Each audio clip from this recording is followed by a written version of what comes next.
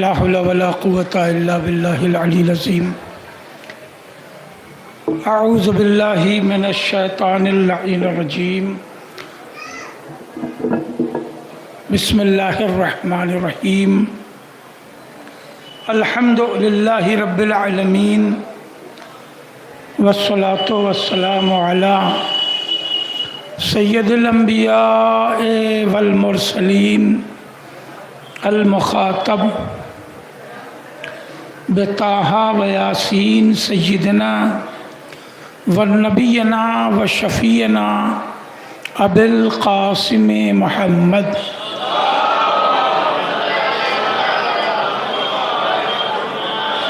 وآلہ الطیبین الطاہرین المعصومین منتجبین الغر المیامین ولعنت اللہ علی اعدائہم وقتلتہم وغاصبی حقوقہم اجمعین من لیلتنا هذه الى قیام یوم الدین اما بعد فقد قال اللہ سبحانہ تبارک و تعالی فی کتاب المبین وَأَصْدَقُ الْقَائِلِينَ بسم اللہ الرحمن الرحیم أَفَمَنْ كَانَ عَلَى بَيِّنَةٍ مِّن رَّبِّهِ وَيَتْلُوهُ شَاهِدٌ مِّنْهُ وَمِن قَبْلِهِ كِتَابُ مُوسَىٰ إِمَامًا وَرَحْمَةً صلوات پڑھے امام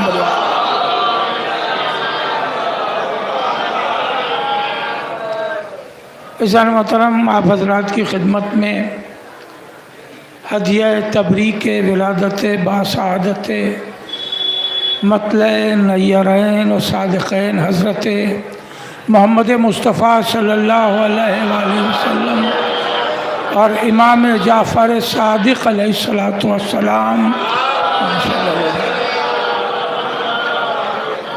پیش کرتا ہوں، اور ایک گزارش ہے کہ بحضور امام زمانہ ہدیہ تبریک ایک درود کے ذریعہ پیش فرمائے۔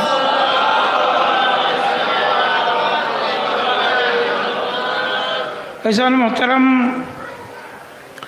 میں مسلسل گفتگو کر رہا ہوں کہ معرفت مصطفیٰ ہی دین ہے،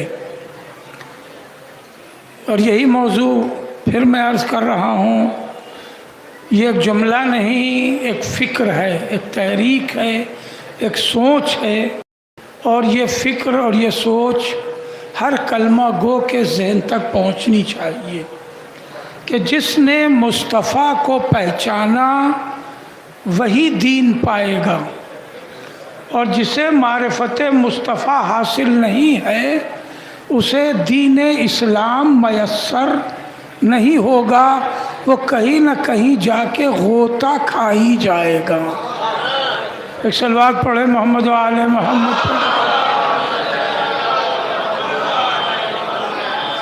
ارشاد رب العزت ہو رہا ہے، افمن کان علی بینۃ من ربہ ویتلوہ شاہد منہ۔ بہت نازک سی آیت ہے۔ ارشاد رب العزت ہو رہا ہے کہ میں نے جسے بھی ہادی بنا کے بھیجا اسے بینات کے ساتھ بھیجا۔ ایک شخص کہ جسے بھی ہم نے ہادی بنا کے بھیجا اسے اپنی نشانیاں، واضح نشانیاں دے کے بھیجا، بینات کے ساتھ بھیجا۔ وَيَتْلُوهُ شَاهِدٌ مِّنْهُ، اور اسے اکیلا نہیں بھیجا، اس کے ساتھ اس کا ایک گواہ بھی بھیجا۔ اس کے ساتھ اس کا ایک گواہ بھی بھیجا۔ وَيَتْلُوهُ شَاهِدٌ مِّنْهُ، شاہد گواہی دینے والا، گواہ، اس کے ساتھ اس کا ایک گواہ بھی بھیجا، اور گواہ بھی جو بھیجا وہ منیت والا بھیجا، باہر والا نہیں بھیجا۔ گواہ بھی جو بھیجا وہ منیت والا، شاہد منہ، جو منی مقام کا تھا اسے میں نے گواہ بنایا۔ دو نشانیاں، اور تیسری نشانیاں وَيَتْلُوهُ شَاهِدٌ مِّنْهُ وَمِنْ قَبْلِهِ کتاب موسیٰ اماماً ورحمہ، اور اس ہادی کا تذکرہ میں نے اسے بھیجنے سے پہلے موسیٰ کی کتاب میں بھی کر دیا تھا، جو کتاب ہادی ہے اور رحمت ہے۔ ایک صلوات پڑھیں محمد و آل محمد پر۔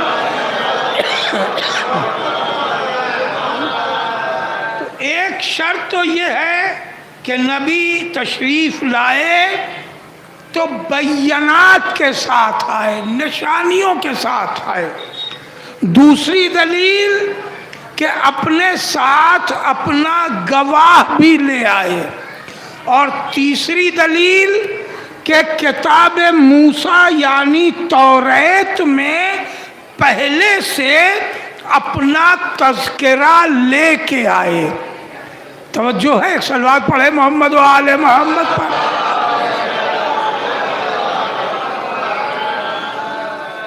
تو پہلی ہی شرط کے حوالے سے اگر توجہ کی جائے کہ ہمارے نبی تشریف لائے تو بینات کے ساتھ، نشانیوں کے ساتھ، واضح نشانیوں کے ساتھ آئے، تو جو نشانیاں لے کے آئے وہ بے نشانوں جیسا کیسے ہو جائے گا؟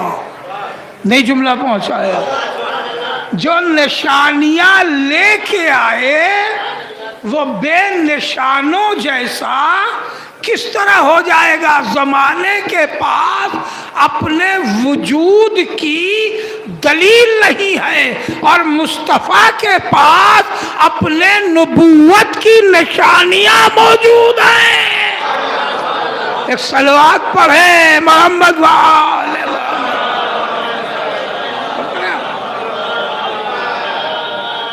صحیح مسلم کی یہ حدیث ہے، اس کا نمبر غالباً 2744 ہے، غالباً یاد نہیں ہے کیونکہ اتنا نمبر میں اس کتابوں پہ دھیان نہیں دیتے۔ صحیح مسلم کی حدیث ہے، اور صحیح حدیث ہے کہ رسول نے فرمایا کہ اعلان رسالت سے پہلے مکہ کے اس پتھر کو بھی میں جانتا ہوں جو مجھے سلام کرتا تھا۔ کیا پیاری حدیث سنائی ہے میں مکہ کے اس پتھر سے بھی واقف ہوں کہ جو اعلان رسالت سے پہلے مجھے سلام کرتا تھا۔ توجہ ہے، تو جو پتھر نبی کو سلام کرتا ہو اس پتھر سے تو بدتر وہ ہے جو سلام کو بدعت سمجھ رہے ہیں۔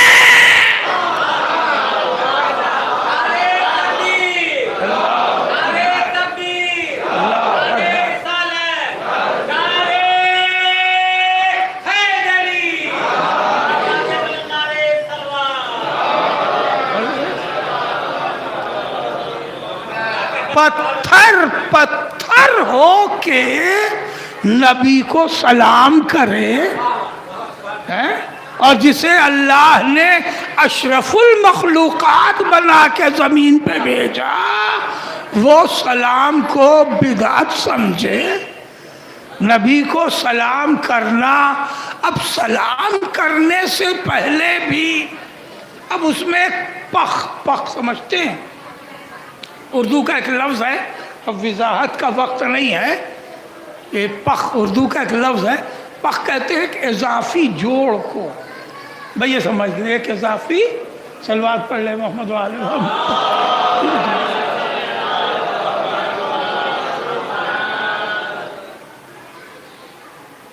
اب سلام انہیں کیا کریں؟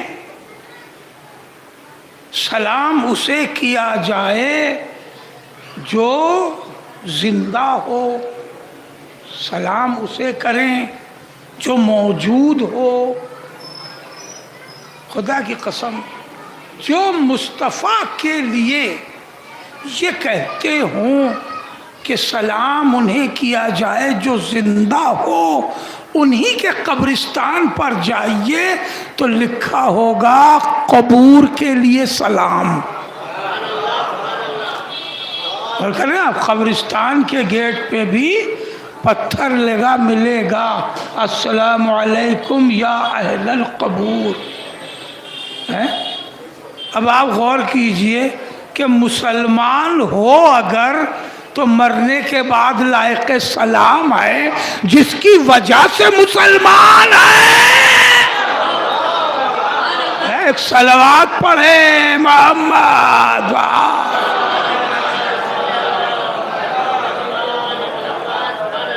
میں خود اپنا تجربہ بتاؤں، اپنا ذاتی حج پہ 2 بار کا تجربہ، کہ جب قبر رسول کی طرف سے گزرے تو وہاں پہ ٹھہرنے نہیں دیتے تھے. اب یہ دیوار ہے، یہ قبر رسول ہے، بیچ سے راستہ ہے، ادھر دروازہ ہے، ادھر باب رحمت ہے، یہاں سے داخل ہوتے، ادھر سے باہر نکال دیتے اور رکنے نہیں دیتے. اگر آپ نے ہاتھ اٹھا دیا تو ہاتھ گرا دیتے، ہے نا، چھونے نہیں دیتے. مطلب روضے کو زری تو دکھ ہی نہیں سکتی ہے، روضے کو بھی چھونے نہیں دیتے کیونکہ آگے ایک دیوار کھڑی کر دی ہے اور روضے اور دیوار کے درمیان ہی مخصوص لوگ کھڑے رہتے جو روکتے ہیں، ہے نا، کہ جانے نہیں دینا، ہاتھ نہیں بڑھانے دینا. یہ دونوں میرا اپنا ذاتی تجربہ، اس لیے مجھے پڑھنے کا حق. جیسے ہی میں نے رکنا چاہا اور سلام کرنا چاہا تو مجھ سے کہا یہ گیا. اب ان کا عربی کا لفظ ہے خلی ولی، یہی لفظ اس نے بولا تھا، پڑا رہ گیا دماغ میں. اس کا اردو میں ترجمہ کروں گا نہیں، اس کا ترجمہ اچھا نہیں ہے، لفظ اچھا نہیں ہے. مطلب یہ ہے کہ اب مر گئے، اب بلا وجہ سلام ولام کیا کر رہے ہیں، ہے نا. آپ لوگوں کا بھی سنا ہوا ہے یا تو چلیے تصدیق ہو گئی. 2 گواہ کافی ہوتا ہے، 2 مل گئے ہمیں، ہے نا. ابھی میں دروازے سے نکلنے بھی نہیں پایا تھا کہ اذان کا وقت ہو گیا. وہ ہٹا ہی رہے تھے کیونکہ اب اذان ہوگی پھر جماعت ہوگی. اذان کا وقت ہو گیا. ابھی اس سے کہا کہ خلی ولی یعنی ختم ہو گئے، اب کچھ بچا نہیں، ٹھیک ہے. اور اس کے کہنے کے 1 منٹ بھی نہیں گزرا کہ اذان شروع ہوئی. جب اذان شروع ہوئی تو اس نے اذان کیا دی، اشہد ان محمد رسول اللہ، میں گواہی دیتا ہوں کہ مصطفیٰ اللہ کے رسول ہیں. پتہ نہیں آپ کہاں رہ گئے. 1 منٹ پہلے کہہ رہا تھا کہ کچھ نہیں ہے چلے گئے، 1 منٹ بعد کہہ رہا ہے کہ رسول ہیں، گئے کہیں نہیں ہیں. میں توجہ ہے، اب سمجھ میں آیا. منافق کہتے ہی ہے اسے جس کی زبان اور عمل میں فرق ہو.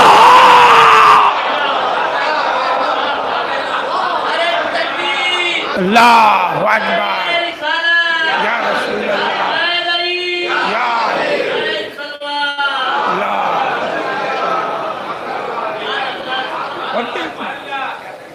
عزیزو، سائنس کا ایک میتھڈ ہے جو ہمارے مطلب سامنے بھی ہے. بہت کوئی ڈیپ میں جانے کی مجھے ضرورت نہیں پڑے گی، گہرائی میں. کسی چیز کا نہ ہونا یہ تو ممکن ہے کہ ہوئی نہیں، مگر بہت دیکھیں عجیب سا مسئلہ ہے، پہنچنا چاہیے. یہ تو ممکن ہے کہ کوئی چیز ہوئی ہی نہیں، وجود میں آئی نہیں، یہ تو ممکن ہے. لیکن جب ایک بار وجود میں آ جائے تو سائنس کا کہنا ہے کہ وہ کبھی ختم نہیں ہوتی. بات پہنچی. یہ تو ممکن ہے کہ کوئی چیز وجود میں آئی ہی نہ ہو، لیکن ایک بار جب وجود میں آ جائے تو دنیا میں وہ کسی نہ کسی شکل میں وہ چیز رہتی ہے، معدوم، ختم کبھی نہیں ہوتی۔ اب میں کیسے آپ تک بات آسانی سے پہنچاؤں؟ ایک بیج ہے، رکھا ہے، 25-50 سال رکھے رہیے، پریزرو کر دیے، 50 سال بھی وہ بیج زندہ رہے گا۔ تو وہ بیج ہے، پیڑ نہیں ہے۔ لیکن جب آپ ایک بار بو دیں گے اور اس سے پیڑ وجود میں آ گیا تو کیا یہ پیڑ کبھی ختم ہوگا؟ کبھی ختم نہیں ہوگا۔ بات پہنچ رہی ہے نا؟ بہت سنجیدہ ہو گئی بات شاید۔ اب وہ درخت کبھی ختم نہیں ہوگا، اس درخت کی پتیاں ہوں گی، پتیاں اگر مٹی میں مل گئیں تو زمین کی شکل موجود ہوگی، اگر کسی جانور نے کھا لیا تو گوشت کی شکل میں موجود ہوگی۔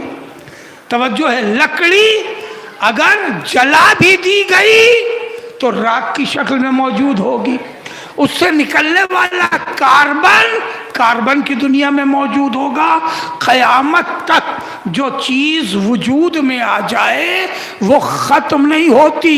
نازک سا لفظ جو پہنچنا چاہیے وہ پہنچنا چاہیے کہ یہ تو ممکن ہے کہ جو چیز پہلے نہ موجود ہو تو نہ ہو، مگر ایک بار جب وجود میں آ گئی تو وہ شے کبھی ختم نہیں ہوتی۔ تو معمولی سی شے ختم نہ ہو اور جس کے صدقے میں کائنات پیدا ہوئی ہے۔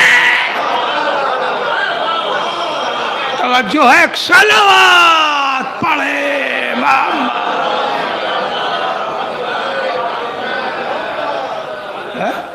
جس کے صدقے میں یہ کائنات پیدا ہوئی ہے اسے تصور کر لیا جائے۔ قرآن کہہ رہا ہے کہ ہم نے اپنے مصطفیٰ کی دلیل توریت میں بھی دے دی ہے، انجیل میں بھی دی، مثلہم فی التوراۃ ومثلہم فی الانجیل۔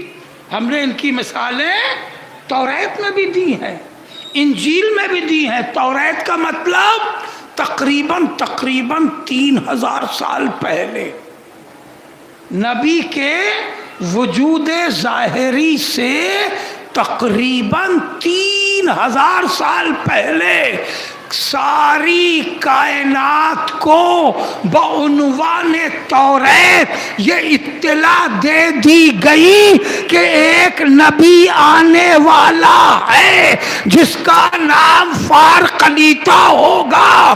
توریت میں فارقلیطہ ہے، وہی قرآن میں محمد مصطفیٰ ہے۔ صلوات پڑھیں محمد وآلہ۔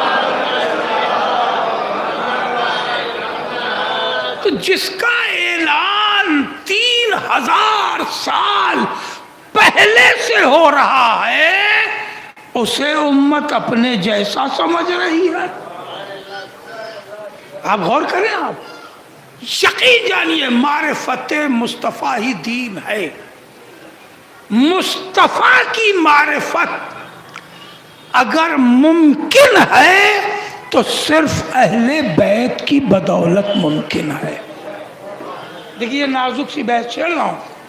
مصطفیٰ کی معرفت اگر ممکن ہے تو صرف اہل بیت کی بدولت ممکن ہے، اور اہل بیت کی معرفت اگر ممکن ہے تو مصطفیٰ کی بدولت ممکن ہے۔ بات پہنچنی چاہیے بھائی، یہ مسئلہ جو ہے یہ لازم و ملزوم کا مسئلہ ہے، یہ لازم و ملزوم کا مسئلہ ہے۔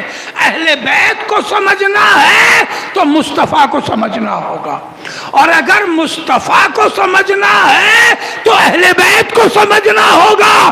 درمیان میں کوئی نہیں ہے جو اہل بیت کی معرفت کرا سکے۔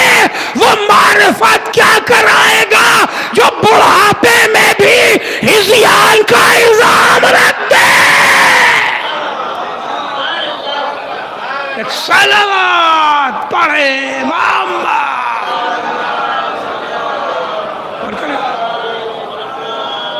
ایک اور صلوات پڑھ لے محمد و آل محمد.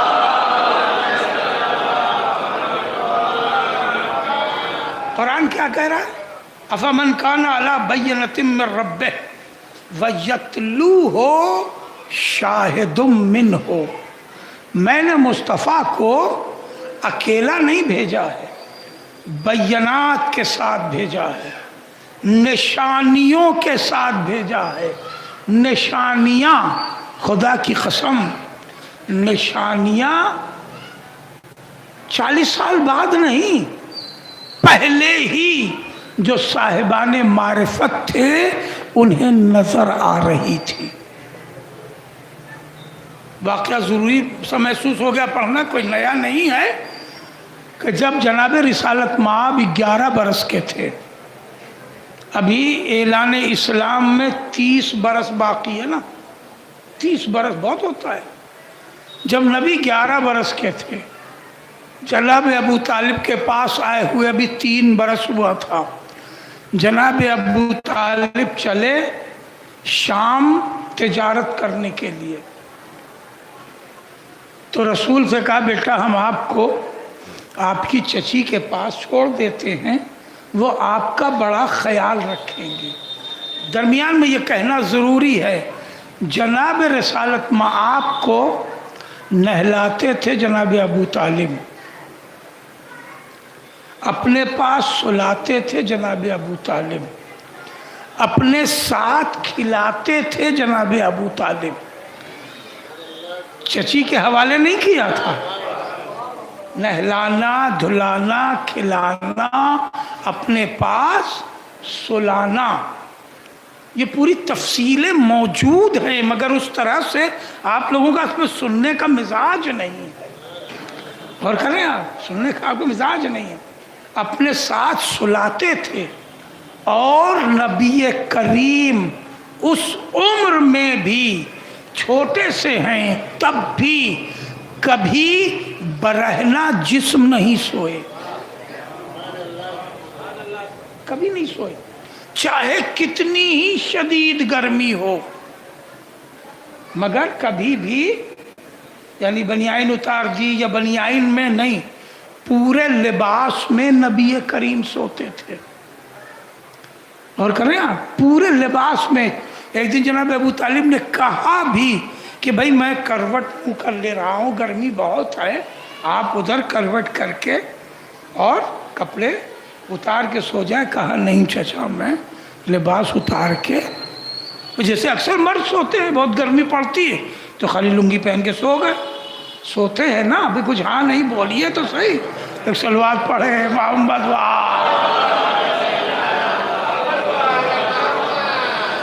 اب تو ایک فیشن ہو گیا ہے قمیض اتار کے ماتم کرنے کا.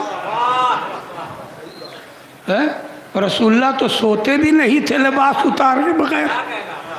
سوچئے سنت رسول یہ ہے کہ لوگوں کے ساتھ گھر کے اندر بھی بنیائن اتار کے نہیں سوئیں، نہیں ٹہلیں، نہیں لیٹیں، اور یہاں چوراہے پہ کھڑے ہو جاتے ہیں بنیائن اتار کر کے سب کے سامنے. تو یہ ذرا تہذیب تو آنی چاہیے. ممکن ہے کہ کسی کو یہ بات میری ناگوار گزرے، تو بھئی گزر جائے تو گزر جائے، میں تو سیرت رسول بتا رہا ہوں. ایک صلوات پڑھے محمد و آل محمد.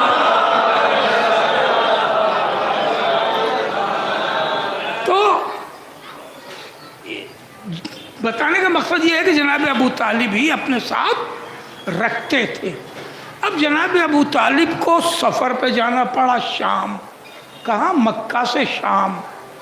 تو فلائٹ تو ہے نہیں کہ 2.5 گھنٹے میں پہنچ جائیں گے. ایک دن کام کریں گے پھر 2.5 گھنٹے میں آ جائیں گے. جائیں گے تو مہینوں لگ جائے گا، آئیں گے تو مہینوں لگ جائے گا. بزنس کریں گے تو ہفتہ 10 دن لگے گا. اتنے دن کہاں رہیں؟ کہا چچی تمہاری خیال رکھیں گی. رسول اللہ کی آنکھوں میں آنسو آ گئے. رسول اللہ کی آنکھوں میں آنسو آ گئے. 11 برس کے ہیں، کہا کچھ نہیں، صرف آنکھوں میں آنسو آ گئے. جناب ابو طالب بے چین ہو گئے کہ بیٹا رونے کا سبب کیا ہے؟ آپ گھر میں رہیں گے، چچی کے پاس رہیں گے، آپ کا خیال لوگ رکھیں گے کہ چچا ہم آپ کے بغیر نہیں رہ پائیں گے. جس کے بغیر مصطفیٰ کو چین نہ آئے امت اسی کو بے چین کر رہی ہے. صلوات پڑھے محمد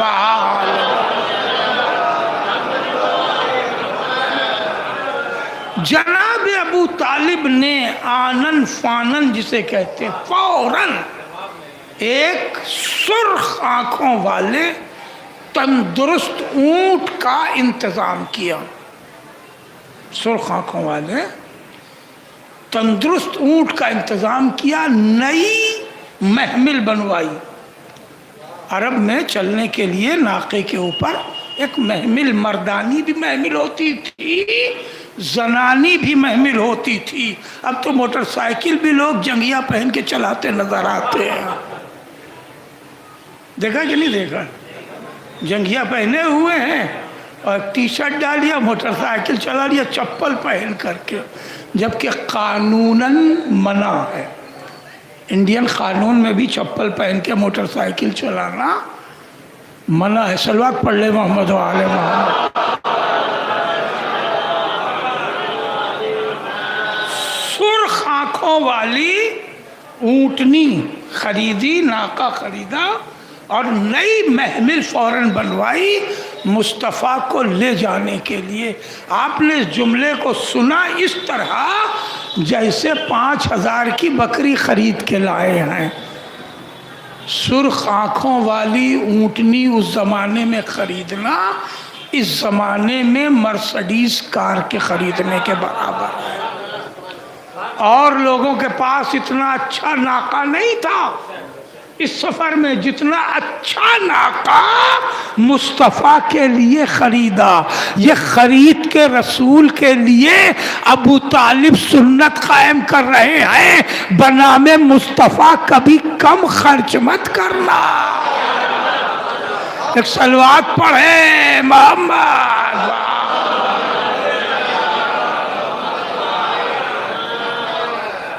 اور جناب ابو طالب لے کے چلے. 11 برس کی عمر ہے. ہم نے اپنے مصطفیٰ کو واضح نشانیوں کے ساتھ بھیجا. اور جیسے ہی شام میں پہنچے تو شام ہو رہی تھی، اندھیرا چھانے والا تھا. دروازہ دمشق پر جا کر کے، پہلے شہر میں داخلے کے لیے بھی گیٹ ہوتا تھا. گیٹ ہندوستان کے پاس بھی 2 ہے، انڈیا گیٹ، مگر اس میں آپ اس پار سے اس پار جا نہیں سکتے. اس انڈیا گیٹ کو چاروں طرف سے گھیر دیا گیا ہے، گیٹ ہی. صلوات پڑھ لے محمد و آل محمد.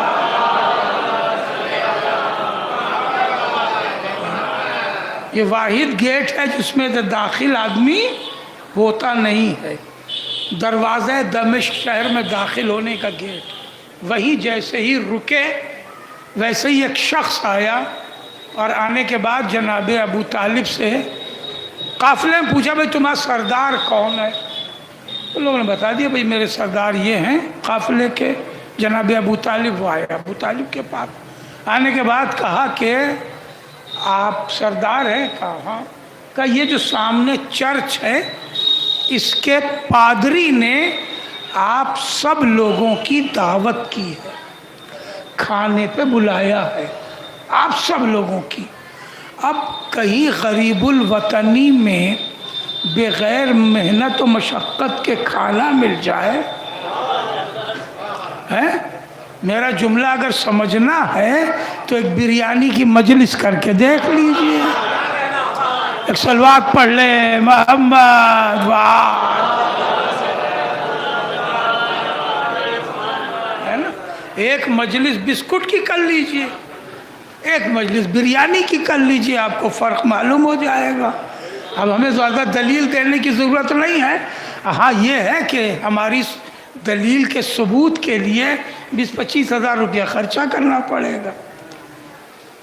بھئی اترتے ہی اب سوچئے बेचारे उतरे थे तो पहले सामान सेट करते, फिर चूल्हा जलाते, फिर आटा गूंथते हैं, फिर लिट्टी विट्टी रोटी वोटी कुछ लगाते, कुछ कच्चा पक्का सालन, जाने कब खाना नसीब होता। यहाँ उतरते ही दावत। भाई खुशी हो गई, चलो अच्छा हुआ, सबके सब दावत के लिए तैयार हो गए। जनाब अबू तालिब सबको लेके दावत में पहुँचे। दस्तरखान लगा तैयार, जाके बैठ गए। वैसे ही जो मुंतजिम था उसने आवाज़ दी, अभी कोई खाना शुरू नहीं करेगा। लो, यहाँ तो चूहे कूद रहे पेट में, अभी कोई खाना शुरू नहीं करेगा। इतने में पादरी आया, उसने एक निगाह डाली और उसने निगाह डालने के बाद कहा कि मैंने कहा था कि सबकी दावत है, कोई ऐसा है जो इसमें नहीं है। देखिए ये ईसाई है, ईसाई का मतलब भी समझ रहे हैं भाई, ये भी समझाना ज़रूरी है। ईसाई का मतलब उस ज़माने में आज के ईसाई वाला नहीं है। आज का ईसाई मुशरिक है। और कह रहे हैं आप, कल का ईसाई जो था, जिसे हम कह रहे हैं वो ईसाई था, वो था जो जनाबे ईसा के दिए हुए इस्लाम पर गामजन था। फर्क समझ में आया? अभी ऐलान रिसालत नहीं हुआ है, अभी बहुत से जनाबे ईसा के मानने वाले वो हैं कि जिनके पास हकीकी दीन है, हकीकी दीन है। और इन्हीं दीदार पादरियों के जरिया जनाब सलमान फारसी को इल्म मिला था।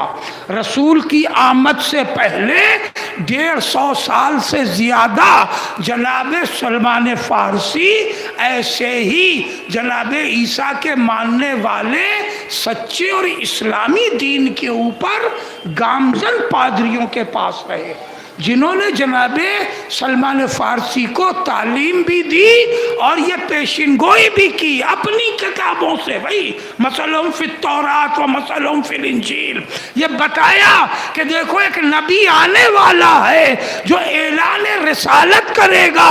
सलमान तुम उसका इंतज़ार करना, उसके आने की गवाही तौरात में भी है, उसके आने की गवाही इंजील में भी है, और उसकी पहचान ये है कि वो हदिया खाता है, सदका नहीं खाता है। और कह रहा ये उस जमाने से एक सलवात पढ़ ले मोहम्मद वाले।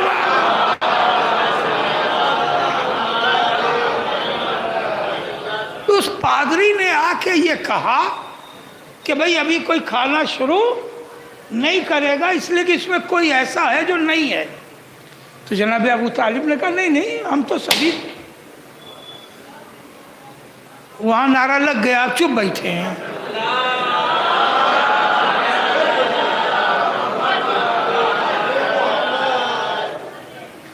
कहा कि इसमें कोई नहीं है, उनका नहीं। जनाब अबू तालिब ने कहा कि नहीं, सभी आ गए हैं।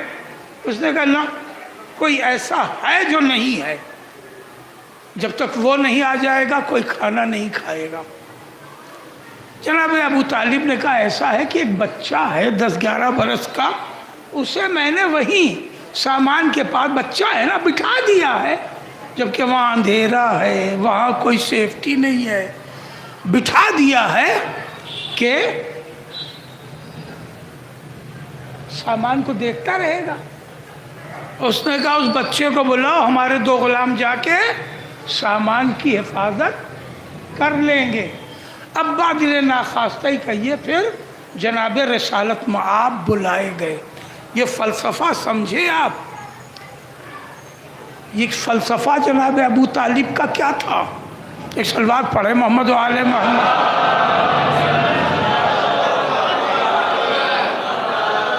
पुराने ज़माने में तो ये बहुत राइज था, मगर ये आजकल भी कहीं कहीं होता है कि अगर रातों रात कहीं आदमी सफ़र कर रहा हो और उसके पास कोई कीमती चीज़ हो, 25-50 हज़ार हो, और उसे पता चल जाए कि हमारा पीछा किया जा रहा है, तो वो पोटली जंगल में फेंक देता है और मुतमईन हो जाता है। अगर डाकू आ भी जाए, तलाशी भी ले, तो नहीं मिला, کیونکہ معلوم ہے کہ وہ پوٹلی جنگل میں اکیلی پڑی ہوئی رہے گی. 1-2 گھنٹہ گزر گیا تو آ کر کے وہاں سے اٹھا لیا. پہلے یہ بہت ہوتا تھا، جب بینک نہیں تھے تو لوگ مٹکے ہی میں زیور رکھتے تھے. بات پہنچ گئی. اب سمجھ میں آیا کہ رسول کو لے کیوں نہیں گئے تھے. رسول کو اس لیے چھوڑا تھا جناب ابو طالب نے کہ ہم غیر شہر میں ہیں، ایسا نہ ہو کہ روشنی میں آ کے میرا لال پہچان لیا جائے. نہیں بات میں پہنچا سکا. آگے بڑھیے، آگے ایک صلوات پڑھے محمد والا.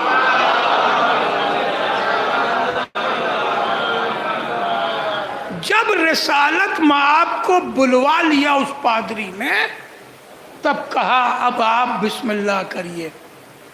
اب سب کو کھانے کی اجازت ملی. کیوں؟ ایک بچے میں کیا خاص بات تھی؟ نہ آیا تو نہ آیا تو سب تو بزرگ آ ہی گئے تھے، مگر اس کا رسول کو بلانا اسپیشلی یہ دلیل ہے کہ وہ مصطفیٰ کو پہچان گیا تھا.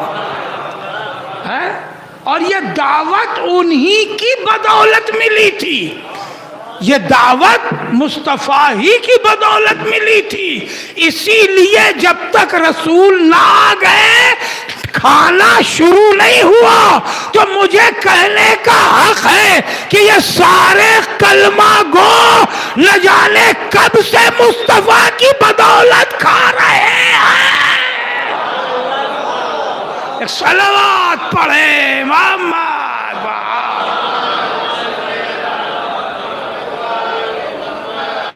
سب نے کھانا کھا لیا اور جب جانے لگے تو اس پادری نے ابو طالب سے کہا آپ ذرا ٹھہر جائیے، آپ سے کچھ بات کرنی. ذہن میں رہے عمر 11 برس ہے رسول کی. چلے گئے سب لوگ. ابو طالب رک گئے. اس نے پوچھا یہ بچہ جو آپ کے ساتھ ہے یہ کون ہے؟ جناب ابو طالب نے کہا میرا بیٹا ہے. دیکھیے جھوٹ بھی نہیں کہا، اس لیے کہ رسول اللہ جناب ابو طالب کو کبھی چچا پکارتے تھے، کبھی باپ بھی پکارتے تھے. اس لیے کہ پال رہے تھے اس لیے باپ پکارتے تھے، رشتے میں چچا تھے اس لیے چچا پکارتے تھے. کہ میرا بیٹا ہے. اس پادری نے فوراً کہا کہ آپ غلط کہہ رہے ہیں، یہ آپ کا بیٹا نہیں ہے. کہ تمہیں کیسے معلوم کہ میرا بیٹا نہیں ہے؟ پوچھو بلا کے، میں اسے پال رہا ہوں. کہاں پال رہے ہیں یہ ہو سکتا ہے، مگر یہ آپ کا بیٹا نہیں ہے اس لیے کہ ہماری نوٹ بکوں میں یہ لکھا ہے کہ جو آخری نبی ہوگا وہ یتیم ہوگا. یہ خیال رہے کہ وہ عیسائی ہے. میری بزرگوں کی ڈائری میں یہ لکھا ہے کہ جو آخری نبی ہوگا وہ یتیم ہوگا. تو جناب ابو طالب نے کہا ہاں وہ یتیم ہے مگر میں پال رہا ہوں تو میں اس کا باپ ہوں. کہا یہ ٹھیک ہے مگر وہ یتیم ہے. میں اب آپ سے گزارش کر رہا ہوں اگر یہ جملہ پہنچا دوں آپ کو اور آپ محسوس کر لیں تو اس ایک جملے میں جو جناب ابو طالب سے ایک عیسائی نے کہا تھا 1500 سال کی تاریخ پوشیدہ ہے. اس نے یہ کہا کہ ابو طالب اپنے قافلے کا سامان مارکیٹ میں لے جا کے نہ بیچنا، یہی باب دمشق کے پاس بیچو اور اس بچے کو لے کے فوراً مکہ چلے جاؤ. ہم نہیں چاہتے کہ اس بچے کو یہودی دیکھ لے اور اس کی جان کا خطرہ بڑھ جائے. بات پہنچ رہی ہے. ایک عیسائی کہہ رہا ہے اعلان رسالت سے 30 سال پہلے کہ اگر یہودیوں نے اسے پہچان لیا تو اس کی جان کا خطرہ ہے. معلوم یہ ہوا کہ یہودی مصطفیٰ اور دین مصطفیٰ کا پیدائشی دشمن ہے. ایک صلوات پڑھے.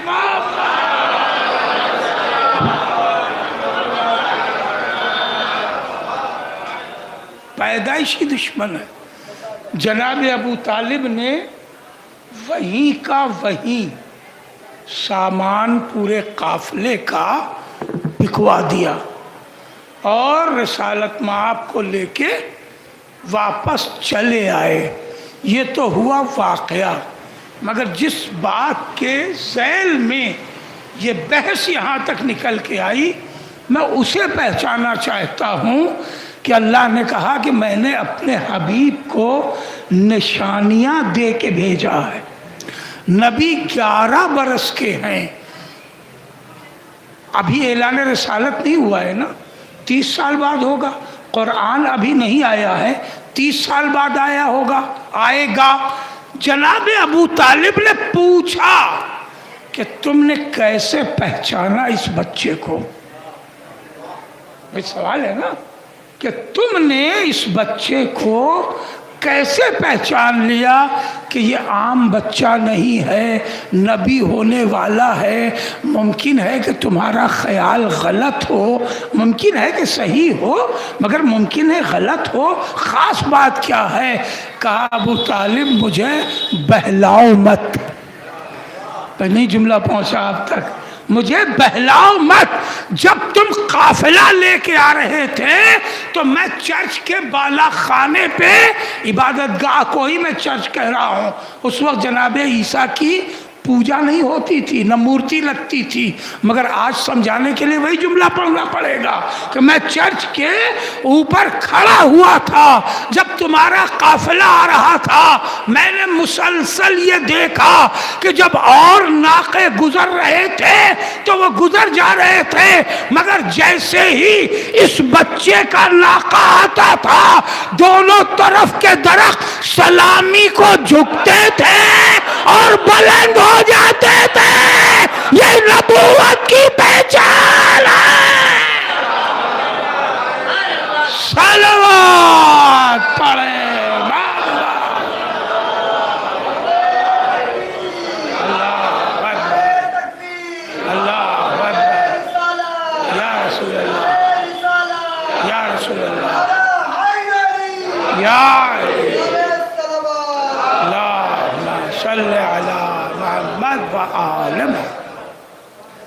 میں نے جس نبی کو بھیجا ہے اسے نشانیوں کے ساتھ بھیجا ہے. اب انصاف سے بتائیے کہ باہر والا تو نشانی دیکھ لے، گھر والا نشانی سے بے خبر کیسے ہو سکتا ہے؟ تو جب بھی عظمت مصطفیٰ کو جاننا ہوگا، معرفت مصطفیٰ حاصل کرنی ہوگی تو گھر والوں کے ذریعہ حاصل کرنی ہوگی.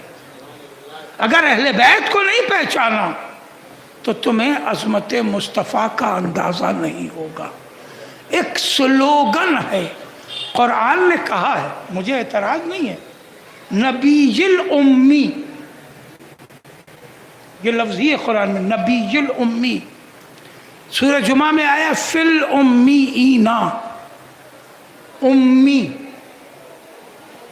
امی کے معنی ان پڑھ و جاہل آپ نے نکال لیا ہے، کوئی اور معنی اچھا نہیں ملا ہے. کوئی اور معنی اچھا نہیں ملا. مثال دے دوں، بھونڈی سی ہے، بھونڈی سی مثال ہے، اچھی نہیں ہے مگر دے رہا ہوں صرف آپ کو چونکانے کے لیے کہ اگر میرے والد مجھے کہہ گے کہ بہت تم جی ان پڑھ و گنوار معلوم ہو رہے ہو، تو کیا آپ بھی یہی ارشاد فرمائیں گے؟ بات پہنچ رہی ہے. اگر میرے والد آپ کے سامنے یہ کہہ دے کہ عروج میں تم بڑے ان پڑھ و گنوار معلوم ہو رہے ہو، یہ کام ایسے کیا جاتا ہے مثلا، تو اب آپ پورے مبارک میں پور میں کہیے کہ عروج جون پوری ان پڑھ بھی ہے، گنوار بھی ہے، ان پڑھ بھی ہے، گنوار بھی ہے. بھئی عقل کی بات ہے. ہمارے باپ بولیں گے تو اپنے معیار سے بولیں گے، آپ بات کریں گے تو اپنے معیار سے بات کریں گے. توجہ ہے، قرآن نے کہا ہے نبی الامی، قرآن نے کہا ہے فی الامیین، تو آپ نے اپنے لیول کا معنی کیسے نکال لیا؟ آپ ہوں گے ان پڑھ، پڑھانے والا مصطفیٰ ان پڑھ نہیں ہے۔ امی، نبی الامی، امی کے 50 معنی عربی میں، یہ عربی زبان ہے، جانے کتنے معنی ایک ایک لفظ کے رکھتے ہیں۔ شعر کے لیے 400 الفاظ ہیں، خالی شعر کے معنی کے لیے 400 الفاظ ہیں۔ غور کریں آپ، تلوار کے لیے درجنوں الفاظ ہیں جس کے معنی تلوار ہوتے ہیں۔ اسی طرح امی کے بھی درجنوں معنی ہے، آپ وہی کیوں لے رہے ہیں جو آپ کی اوقات کا ہے؟ نہیں لفظ پہنچی، آپ تھک گئے، ایک صلوات پڑھیں محمد وآل محمد پڑھیں۔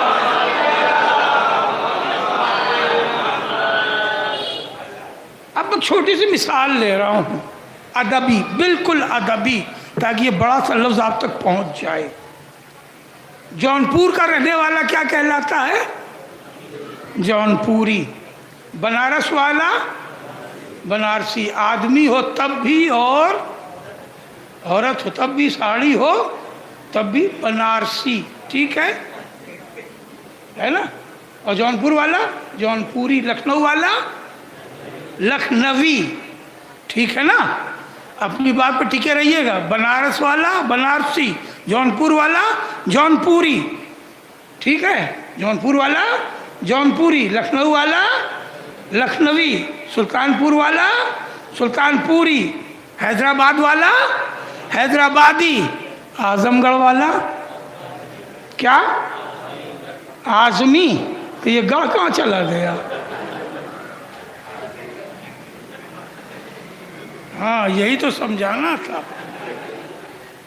جونپور والے میں تو آپ نے ایے بڑھائی جونپوری، بنارس والے میں آپ نے ایے بڑھائی بنارسی، حیدرآباد والے میں ایے بڑھائی حیدرآبادی، اور اعظم گڑھ والے میں ایے بڑھائی گڑھ نکال کے۔ اس بیچارے گڑھ نے کیا بگاڑا تھا بھائی؟ بولیے، اعظم گڑھ ہی کہیں لکھا دیکھا؟ کیوں؟ اس لیے کہ زبان کا اصول یہ ہے کہ لفظ وہ بولا جائے جو اچھا لگے، ہے نا؟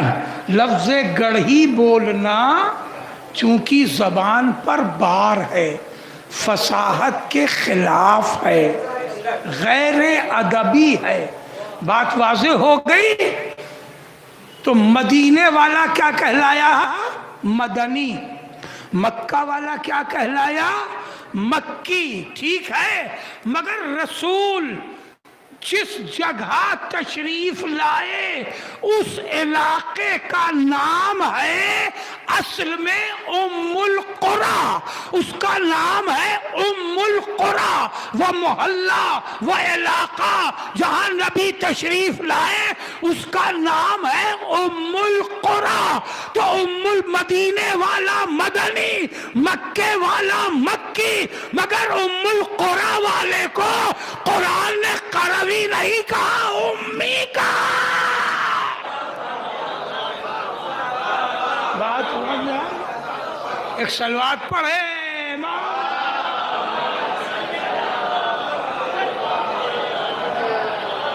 میرا نبی نبی الامی ہے، یعنی ام القریٰ کا پیدا ہے، ام القریٰ کا رہنے والا۔ تو وہ کہ جو نبی کا وطن بتانے کے لیے تھا اسے بنا دیا ان پڑھ۔ اور کریں آپ ایک صلوات پڑھ لے محمد۔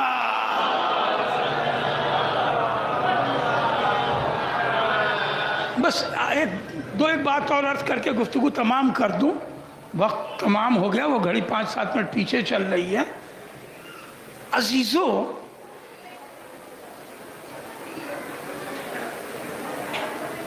ہمیشہ، بہت توجہ سے، ہمیشہ کسی کے سلسلے میں کوئی رائے قائم کرنے کے لیے پہلے اس کی شخصیت کو دیکھا جاتا ہے، اس کی شخصیت کو پرکھا جاتا ہے، تب کوئی رائے قائم کی جاتی ہے. جملہ رہے گا تو نہیں جائے گا. تب کوئی رائے قائم کی جاتی ہے، پہلے اس کی شخصیت کو دیکھا اور پرکھا جاتا ہے. اگر ہم کیا مثال ہم ممبر پہ کچھ سوچ کے آتے نہیں ہیں، ہم کیا مثال دیں اپنی کو، اسی لیے بھونڈی بھی مثال ہو تو اپنی کو کھڑا کر دیتے ہیں. اگر کوئی یہ کہے کہ میں نے نعوذ باللہ خدا نخواستہ عروج جون پوری کو کسی چوراہے پہ مانگتے ہوئے کھڑے دیکھا ہے، آپ یقین کریں گے؟ نہیں کریں گے. اس لیے کہ مانگتا تو آدمی ہی ہے نا. مگر آپ یقین اس لیے نہیں کریں گے کہ آپ اتنا تو جانتے ہیں کہ ہندوستان بھر میں یہ آدمی تھوڑا بہت پہچانا جاتا ہے.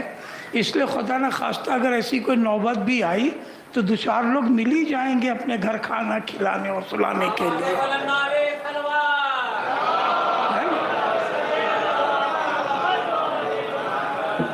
بات پہنچ گئی، آدھی مثال پہنچ گئی، آدھی اور برداشت کر لیجئے.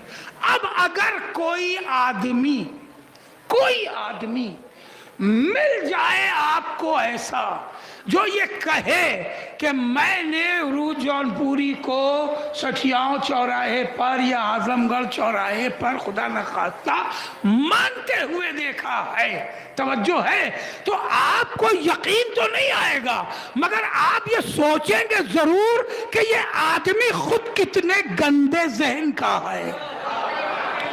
بھئی اگر میں بات پہنچا سکا، سوچیں گے کہ نہیں کہ یہ آدمی کتنے گندے ذہن کا ہے. اگر یہ سچ بھی ہے تو کسی سے بتانے کی ضرورت کیا ہے، خاموش رہتا. اگر حقیقت ہے مگر یہ جھوٹ بول رہا ہے، تو اگر شخصیت کے خلاف کسی کے ذہن میں کمتر بات آئے تو شخصیت پہ حرف نہیں آتا، سوچنے والے کو سوچنا پڑتا ہے کہ یہ کتنے گندے ذہن کا ہے. اگر نبی کو کوئی ان پڑھ کہہ رہا ہے تو اس کے ذہن کے بارے میں سوچو کہ وہ کیسے ذہن کا ہے. صلوات پڑھے.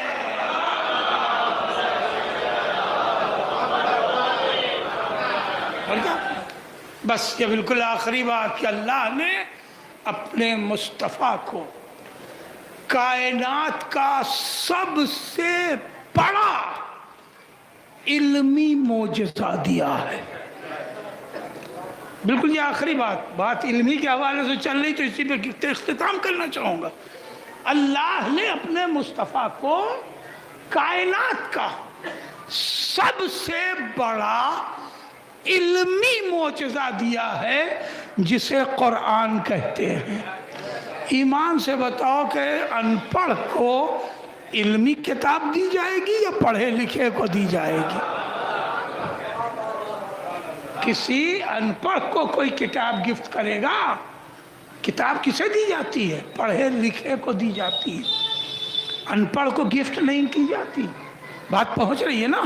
اللہ نے سب سے بڑا، دنیا کا سب سے بڑا علمی معجزہ اپنے، آخری جملے ہیں یہ، اپنے مصطفیٰ کو دیا تاکہ مصطفیٰ کے کمال علم کو دنیا پہچان لے. یہ علم کی ہسٹری رہی ہے، یہ علم کی تاریخ رہی ہے کہ ہر کتاب کچھ زمانے بعد آؤٹ آف ڈیٹ ہو جاتی ہے، پرانی ہو جاتی ہے، مقابلے میں نئی کتاب آتی ہے، نیا ریسرچ آتا ہے، نیا سبجیکٹ آتا ہے. کائنات کی کتاب قرآن واحد ہے، 1400 سال ہو گئے، یہ اپ ٹو ڈیٹ ہے. توجہ ہے، 1400 سال ہو گئے، 1400 سال ہو گئے، اور یہ قرآن آج بھی اپ ٹو ڈیٹ ہے، یعنی دن اور تاریخ کی مطابقت سے ہے، یعنی جسے 100 سال پہلے اپنے مسائل جاننے تھے تو قرآن تھا، جسے 200 سال پہلے مسائل جاننے تھے تو قرآن تھا، جسے 500 سال پہلے مسائل جاننے تھے تو قرآن تھا۔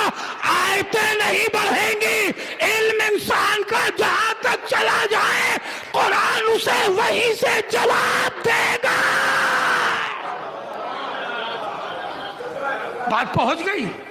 تو اب آخری جملہ، تو یہ آخری جملے کا کی ردیف سمجھ لیجئے کہ اتنا بڑا علمی معجزہ اللہ نے مصطفیٰ کو دیا کہ جس سے آگے علم کا کوئی باب ہے ہی نہیں، اسی لیے رسول نے فرمایا انا مدینۃ العلم وعلی بابها، میں شہر علم ہوں، علی اس کا دروازہ ہے۔ صلوات پڑھے